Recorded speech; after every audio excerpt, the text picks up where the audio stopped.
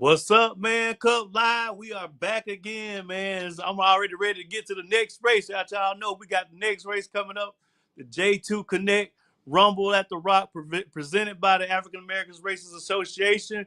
Going to be going down May the 19th through the 21st at the Rockingham Dragway.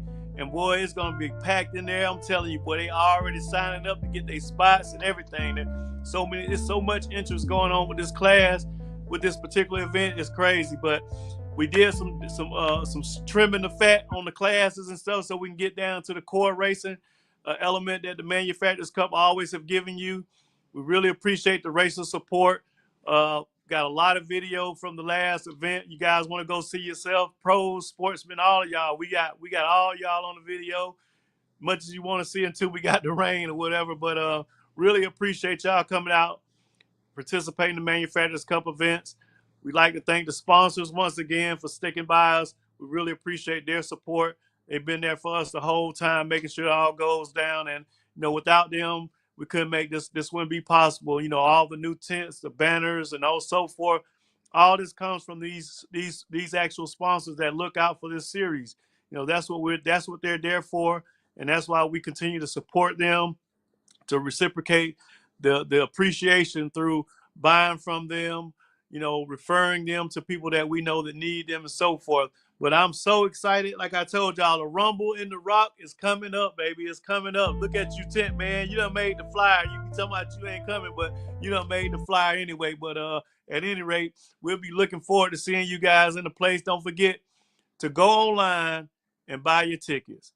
Go online and sign your ticket cards. Make sure you put your bike numbers in there. If you didn't do it, we had a couple people that didn't have the bike numbers. We want to make sure that we have all this stuff teed up properly. We're gonna help. We're gonna get better as we go. Trust me.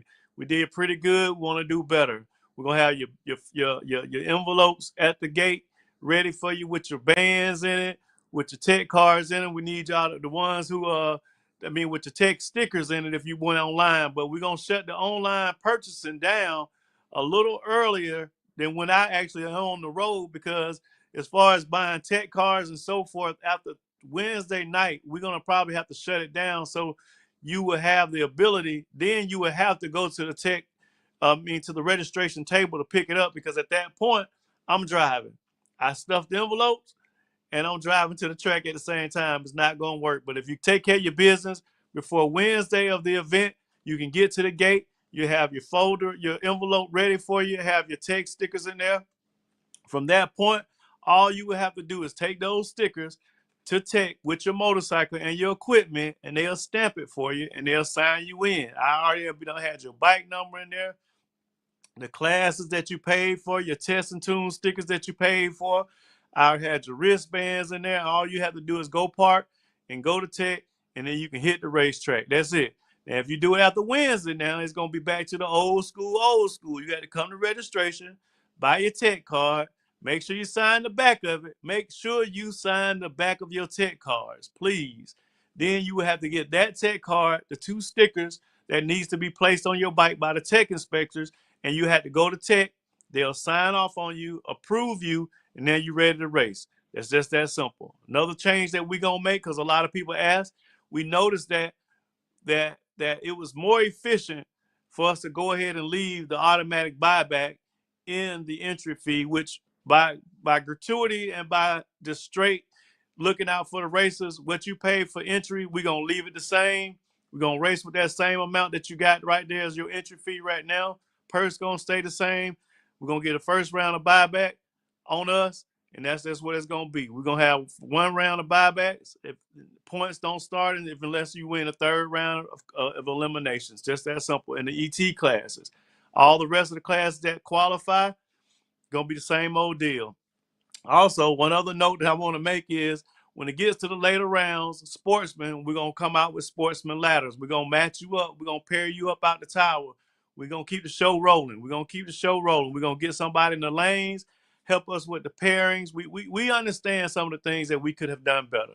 And with knowing that, we're going to do better. But without much ado, I got y'all a special guest tonight, man. Somebody that really has been stepping up in the game for us. And y'all probably know him already, but we're going to take a break. Let me see if I got that right. There we go. Let me get back this way. There we go. And a little bit forward. And we're going to bring him on to let him talk to you, Mr. Rob Uecker.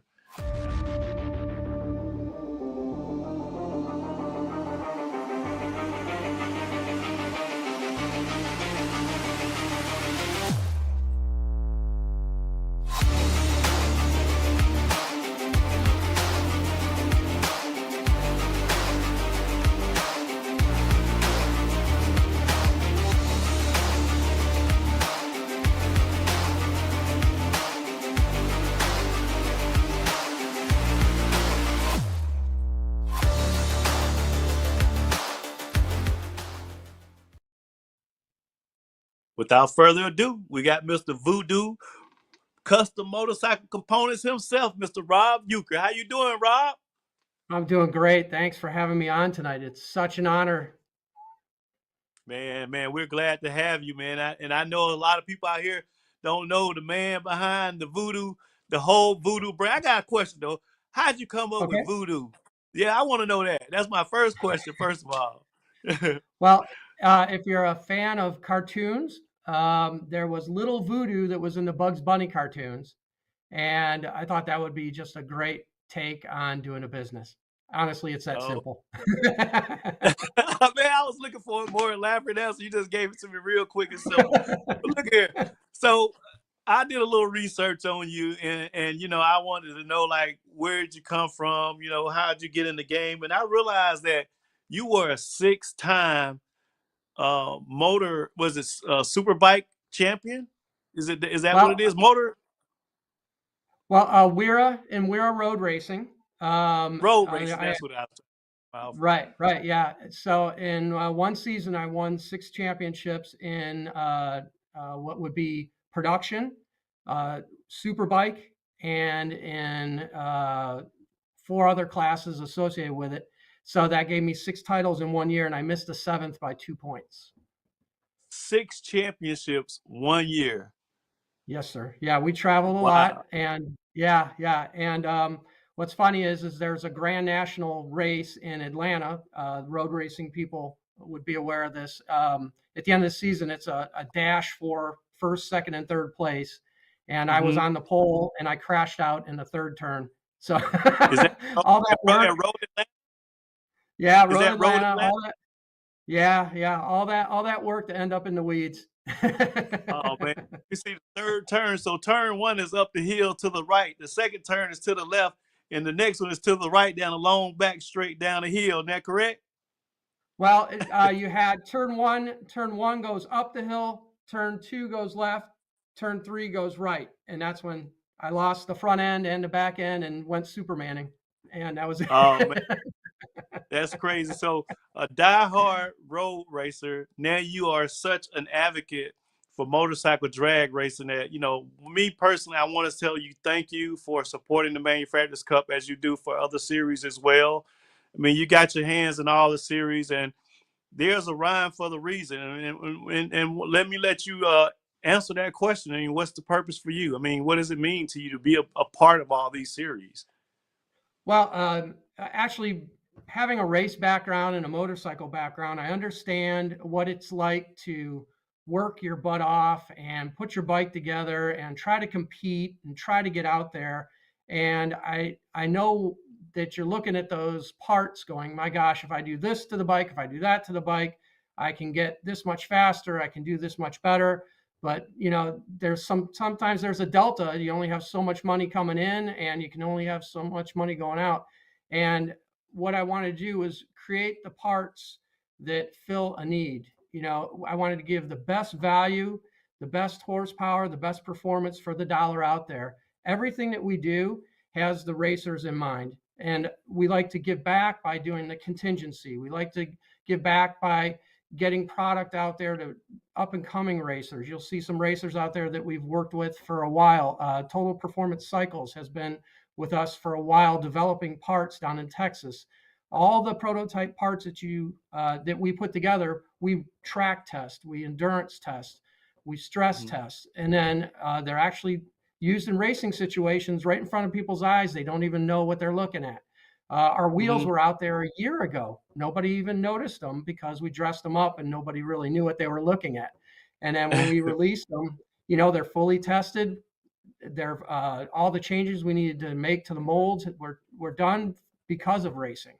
But to get back to the whole thing is, I want it so that racers can put good parts on their bikes and enjoy what they're doing and not break their wallets. Right, because we both know that motorcycle drag racing or racing period is expensive. It could be very expensive, but there's that line between hobby and business and so forth. But it sounds like to me you want to cover the base for the hobbyist just as well as a person who's doing it for professionally as well. Yeah, absolutely. Let's take a look at the sidewinders. When we came out with the sidewinders, nice step tube sidewinder, um, all stainless steel. Then we had different options. It was a megaphone, then we did a shorty, then we did a competition, all at a price point relative to that style of exhaust. Then we Hmm. went into the big tube. The big tube market for the big engines, you have a lot done to these bikes. And that's when you start making some monster horsepower. You need to get that exhaust in the collector, out the collector as fast as possible. So you start going with these big tubes. We came out with the Hmm. big tube that's turned it into our number one selling product right now. It performs. It does everything that it's supposed to do for under $1,000. Wow, wow. So with that big tube sidewinder, I had a lot of slack coming at me because I was trying to have everybody put diapers on them. Everybody was like, "Oh, I don't want to do a sidewinder. I don't want to do this," but I had to kind of pivot on that. And you and I, we were talking earlier about pivoting, and Yes. and we were talking about with all the different things that are going on in our culture and our society and so forth. you know we need to all take a look at what we need to take this our hobby, our passion to the next level, and make it more sustainable, overall. And you had mentioned something about using different fuels and so forth. Would you elaborate a little bit on that? What you was telling me about the different fuels that are available that could help us? Sure. You said that a fuel that was made of algae. Yeah, yeah. So there's a fuel that has been being developed through the Volkswagen Porsche group, and they're Hmm. using it in F1 this year, and it's an algae-based fuel. It's actually the emissions that come out of it are literally just a hair above zero, and it works in a standard engine with no changes. And this is being run in F1 this year, so they can prove their point of it generates horsepower. It works just like all the fuels that we've learned to love and make horsepower with. So I think the next logical step would be to, what do we all have? We all have these internal combustion engines. So why not develop a fuel that is super, super clean, that you still get the horsepower and is a sustainable fuel? Why not go that route? I get the electric, I get the battery idea and all that, but how much of a solution is that for everyone? I don't think that includes everybody. I think that's only focusing on a certain amount of people. If we Right. can change the fuel for the better, that would affect everybody. Right, right, right. And then the people who already have the hardware don't have to go out there and do this big whole situation change. With a lot of us have thousands and thousands of dollars in internal combustible engine motorcycles. I mean, it's kind of hard to go out there and respend that money when you've made it to that point to start over, Yeah, basically. So that is a good yeah. opportunity.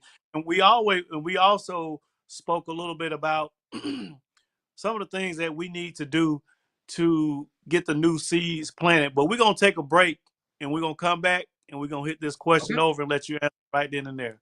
How about that? Pay a little bill. Awesome.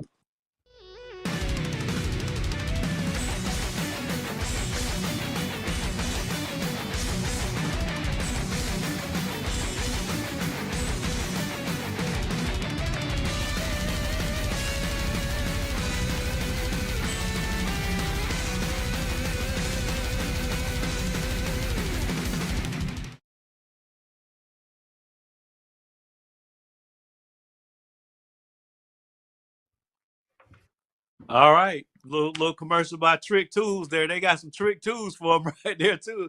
You ever use any of those things in your shop over there?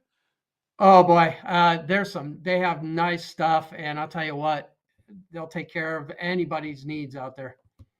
Right, right. So we were talking about we were talking about racetracks closing, and we also was talking about sustainability of motorcycle racing as a whole, or motorsports as a whole. And one of the phrases I always like to use is financial vertical integration. I always like to see when we have the finances within our culture go up, come down, and stay within that circle and build from there. One of the things that you and I both agree on, that we see a lot of the racetracks are closing, and there's quite a few reasons why. I'm sure that has nothing to do with just the economy, but maybe because there's just so much of the same product on the street right now, and then when you look at it, and I always tell people that, like if you ate vanilla ice cream every day, it's going to probably get old to you, and then you're asking people to do the same thing every weekend. That's a lot financially, for one. But another thing that, when you look at the demographics of the real drag racing fan, that's a 30 to 30 year old plus person, and or higher, if they were even lucky to have a 50-year-old person that was involved in it to get them an interest. But now, to me, I think our real need, and you and I spoke about it, is to get back to the youth, the real young folks, like the junior dragsters, junior drag bikes or something like that. Jack Capella, you said you seen a video where he was showing some kids cycle drag. Jack Capella was showing some kids doing motorcycle drag racing. So what's your take on that? Well, just like when we had spoke, in the 90s, there was this introduction of 600cc motorcycles, and everybody's like, oh, 600cc's, what am I going to do with that? It's an entry level bike. All of a sudden, they started to get fairings. They started to get a little bit faster. So then ProStar had that drag racing series, and it blew up. 600 Super Sport, just blew through the roof. Tons of people were Hmm. into this. And I think that brought a lot of the big time racers started on that. I know Ricky was out there. I mean, everybody was on these Keith Dennis, 600s doing this. I know Keith Dennis Brock was was there. out there. Yeah, Keith Dennis, yeah, yeah. So yeah. I mean, everybody was out there doing that. So what is the next 600cc deal? Is it some kind of small displacement based? Is it an alternative fuel type of deal? Is it, like I've seen these dirt bike setups lately. Okay, Mhm. so is it that kind of class? Uh, some kind of standard looking motorcycles instead of full out Hayabusa ZX14 GSXR ZX10. You know, Right. um, there has to be the next step, because remember, if you're not growing, you're dying, and you have to keep looking towards the future. And if you're stuck in your ways and you like this class that you're in, that's fine. But you also have to grow the sport. You also have to bring new people in. Without the new people coming in, it's going to trail off. And that is the next, that's a hurdle. And it's not just in drag racing, it's in everything out there. You have to keep bringing new blood in. And how do you do Mhm. that? How do you get people involved nowadays? That really needs to be in the forefront.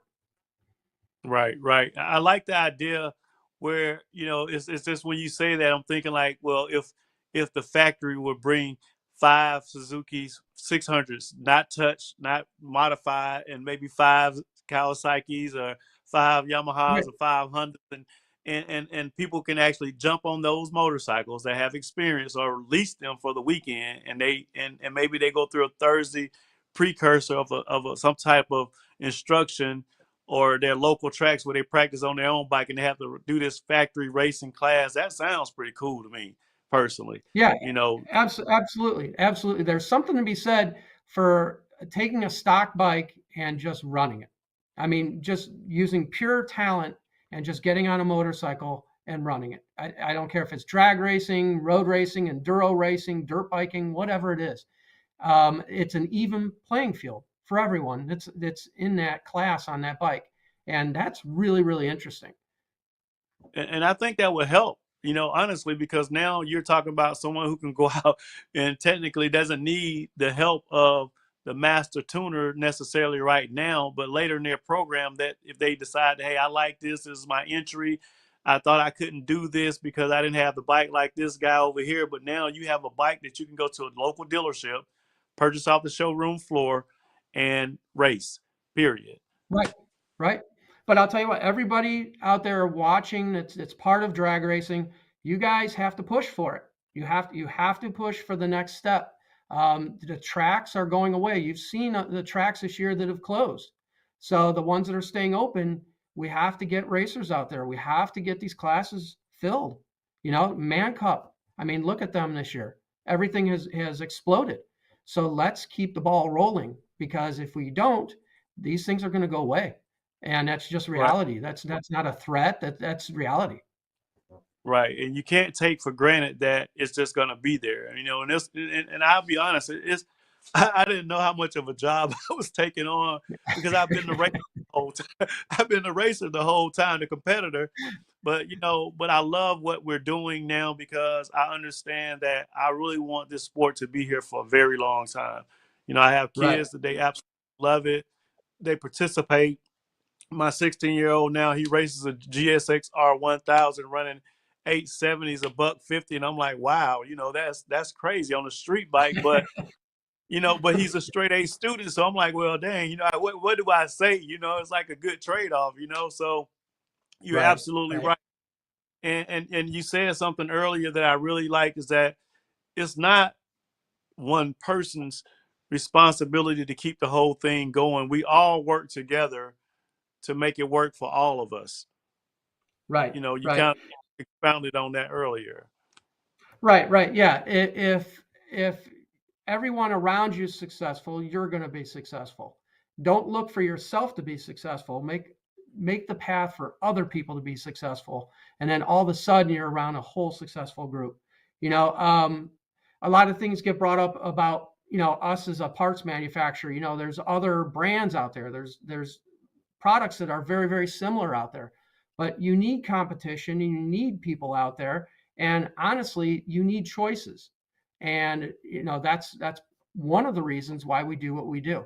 Hmm. We came out with some products that really shook the ground, um, and upset some things out there. And honestly, it's what was needed, because you need competition out there. You need to push. And when you push, that fosters creativity, which creates better parts, which ends up making better things for the racers out there.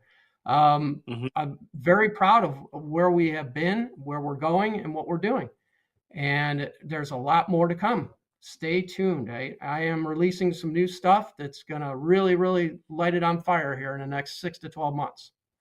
Oh boy, I can't wait! I can't wait. We're gonna go pay some bills, and we're gonna come back and let you could take us out of here before I close this thing out. We're gonna give a couple of commercials, and we'll be right back. Awesome. If you're a fan of racing, then you'll love the Man Cup Motorcycle Drag Racing Series. These guys are going full speed ahead at 150 plus miles per hour on two wheels, and it's absolutely amazing to watch. If you're ever looking for an adrenaline rush, then you don't want to miss this. The first race starts April 14th through the 16th in Adel, Georgia at the South Georgia Motorsports Park. Get your tickets now at racemancup.com. See you there.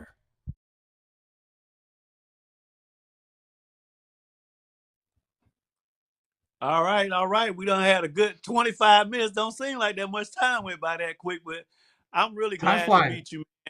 And it's been a wonderful having a wonderful. It's been a great opportunity getting to meet you, hear about your story. So, what is one of your favorite racing stories before we get out of here? How about that? Uh, uh, that I've seen, or about me, or About you, and one of the my things that favorite you're most racing proud story. of. Yeah, and I want Okay. one thing that you're proud of as well from Voodoo Customs. Okay. A real quick racing story. The biggest race I was ever involved in was a Wera Grand National. And Hmm. this is way back when I think it was color TV then. I'm not sure. 19, 1999. That's the first year I had my expert license, and I was in the Grand National race, and I worked myself up to sixth place. It was televised, and the fourth lap, I pitched the bike so hard at Indy Raceway, it actually went through the fence and into the farmer's soybean field. And Oh, it was in so many pieces that they had to bring 2 trucks to pick everything up. And but that's there was a crazy. little young man. Well, there was a young man that was leading that race. His name is Roger Lee Hayden. And this is when he was 16 years old, when he had just turned professional, and he was training with us before he went to the AMA Pros. If you know, if you follow anything about road racing, the Hayden brothers are very popular. I mean, they went all the way to the highest ranks of road racing that there is, 3 brothers. And I just Roger Lee, 2006. I'm gonna tell you, I just sold a 2004 Nikki Hayden RC51 about a month ago.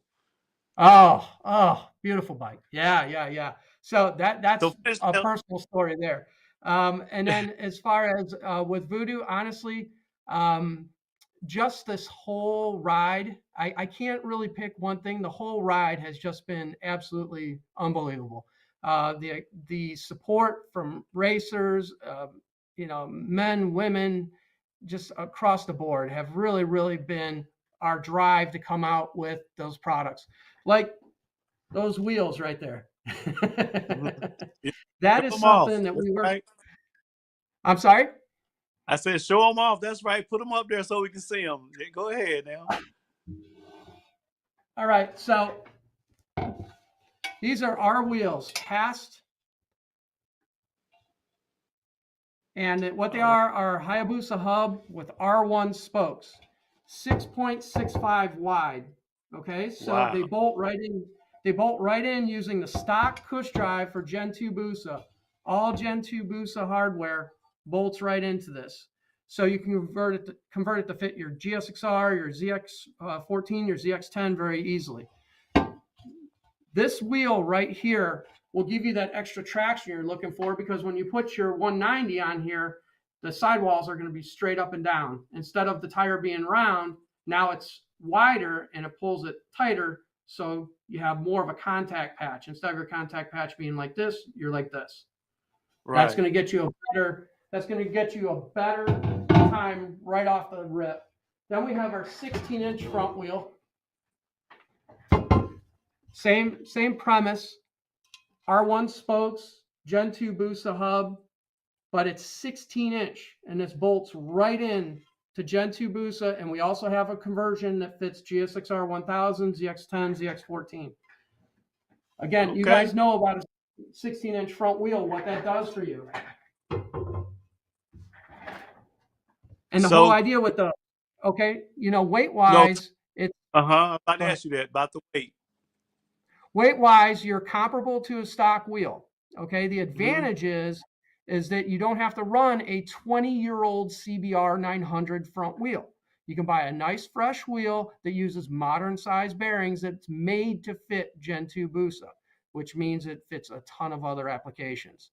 Also, the price point. It's not a BST. It's not a carbon fiber wheel. It's not a magnesium wheel. And there's a reason. It's price.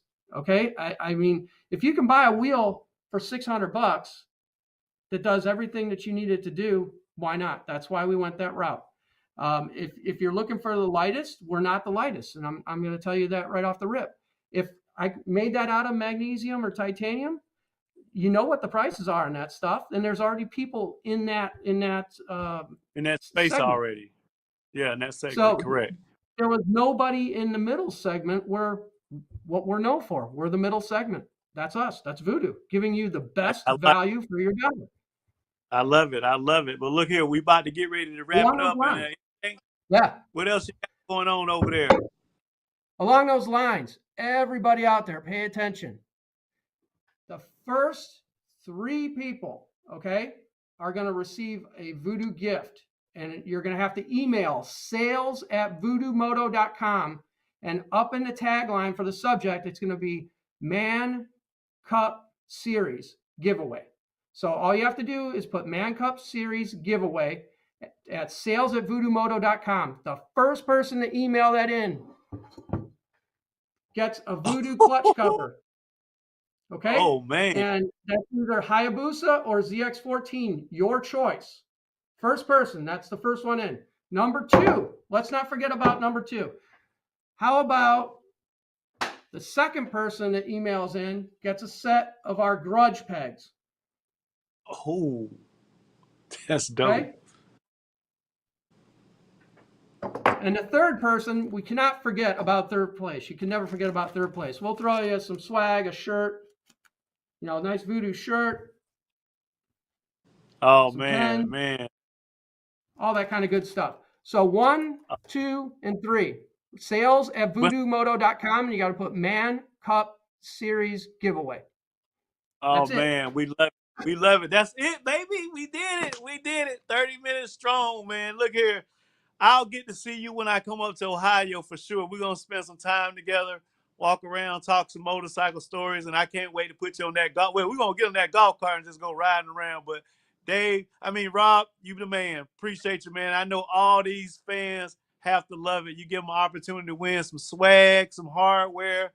What else can you ask for? And then you're sponsoring our Street ET class as well. This is our sponsor for Street ET. So you Street ET guys, now you can see firsthand who's putting the money behind you. Help us get the stickers at the track on your bike. Make sure that you continue to rock the stickers on your bikes, because that's what I give them to you for in the class, because he wants to see it. Right. He plays contingency if you wear the parts. All you do is look on the website. We got it all right there. Rob, once again, I appreciate you being on. And like I said, I get to see you up in Ohio. Okay, bud? Awesome. I look forward to it. And thank you for everybody at Man Cup, all the hard work, everybody behind the scenes, great organization. Racers out there, get your parts on your bike, do the contingency with the stickers, and support Man Cup. 10-4. Love it. Thank you, Rob. All right, Vernon. That was a beautiful interview. We got